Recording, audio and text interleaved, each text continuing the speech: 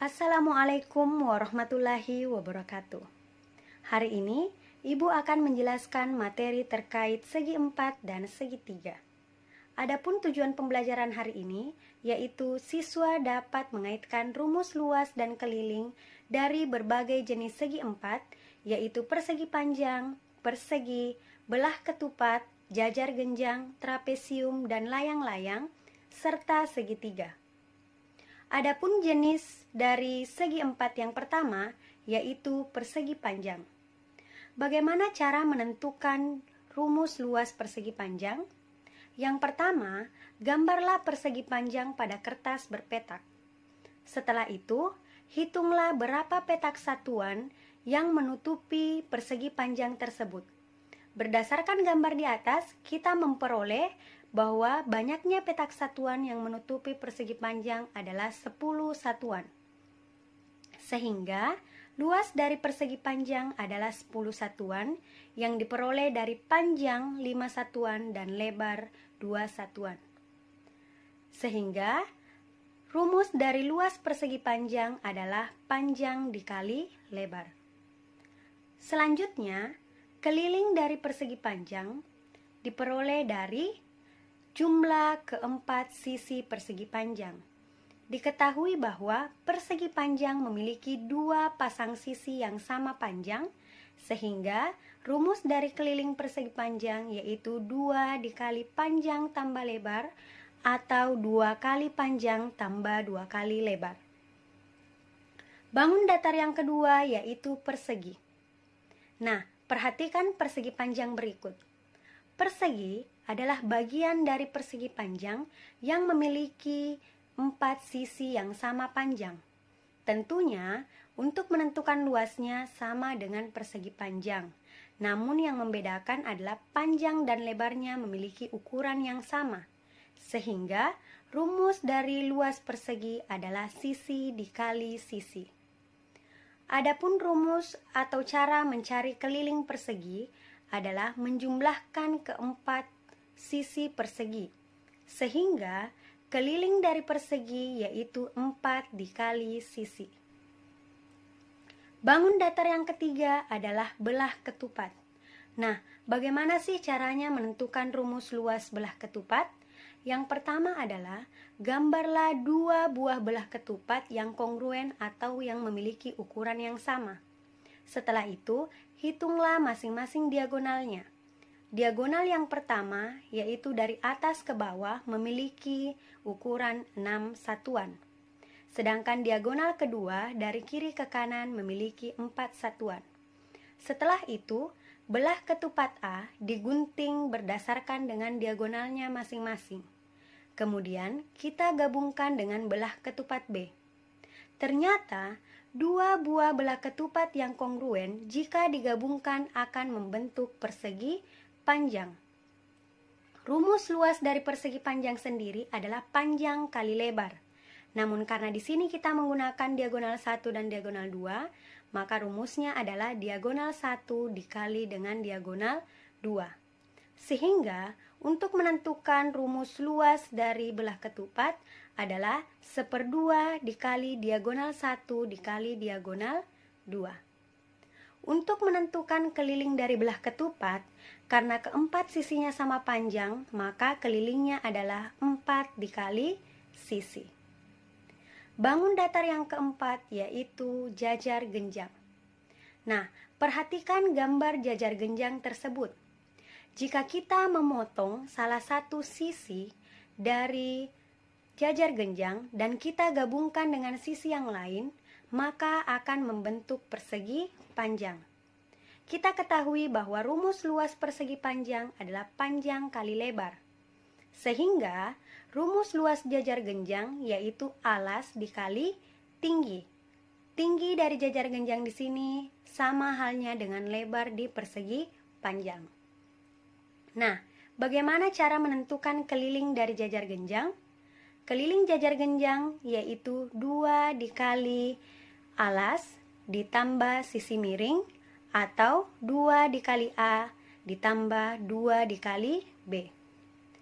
Bangun datar selanjutnya yaitu trapesium.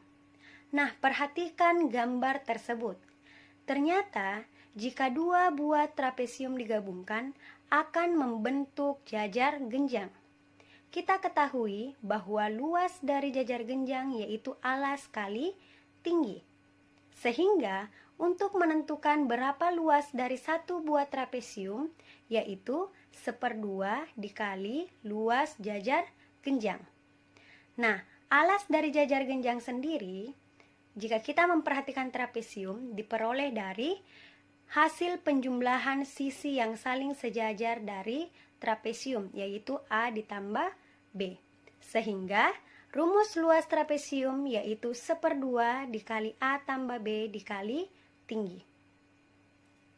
Adapun rumus untuk menentukan keliling dari trapesium, yaitu kita menjumlahkan keempat sisinya, yaitu A tambah B tambah C ditambah D. Bangun datar yang terakhir untuk segi 4 yaitu layang-layang. Nah, untuk menentukan rumus luasnya, ini sama halnya dengan belah ketupat. Jadi cara yang perlu kita peroleh atau kita lakukan adalah gambar dua buah layang-layang yang saling kongruen atau memiliki ukuran yang sama. Setelah itu, hitung berapa panjang diagonal masing-masing. Diagonal 1 yaitu dari atas ke bawah 5 satuan. Sedangkan dari kiri ke kanan atau diagonal 2 yaitu 4 satuan. Setelah itu, layang-layang A kita gunting sesuai dengan diagonalnya masing-masing dan kita gabungkan dengan layang-layang B. Ternyata, dua buah layang-layang yang kongruen jika kita gabungkan akan menghasilkan persegi panjang.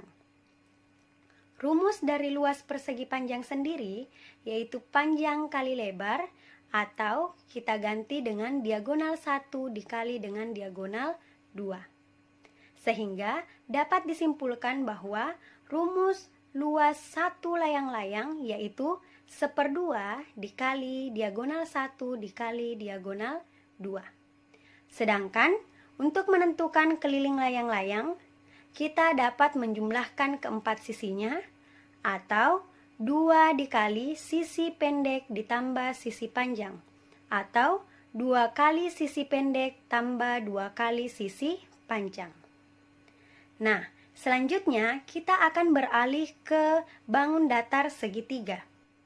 Jika kita memperhatikan gambar di atas, segitiga diperoleh dari 1/2 persegi panjang jika kita membagi diagonalnya.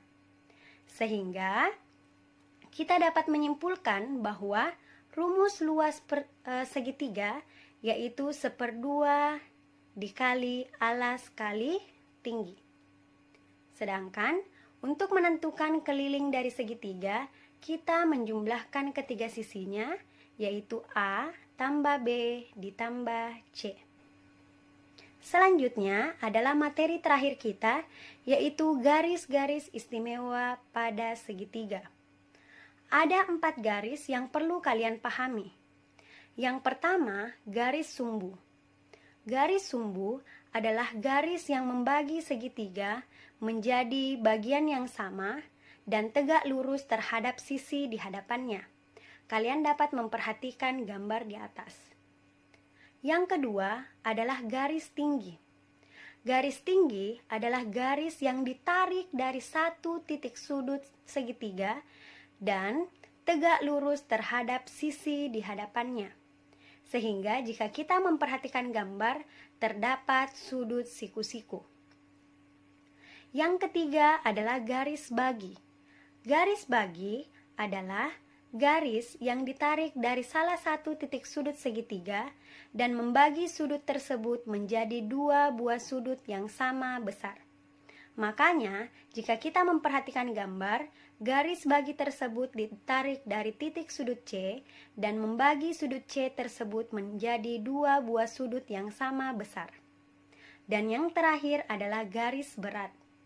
Garis berat adalah garis yang ditarik dari salah satu titik sudut segitiga dan membagi 2 sisi di hadapannya menjadi sama panjang. Makanya ada tanda garis seperti dengan yang digambar tersebut. Nah, Beberapa orang terkadang keliru membandingkan antara garis sumbu dengan garis berat. Padahal terdapat perbedaan yang signifikan, yaitu pada garis sumbu kita tidak menariknya dari salah satu titik sudut segi 3. Itu yang perlu kalian pahami. Semoga apa yang Ibu jelaskan kalian dapat memahami. Lebih dan kurangnya mohon dimaafkan. Wabillahi taufiq wal hidayah. Wassalamualaikum warahmatullahi wabarakatuh.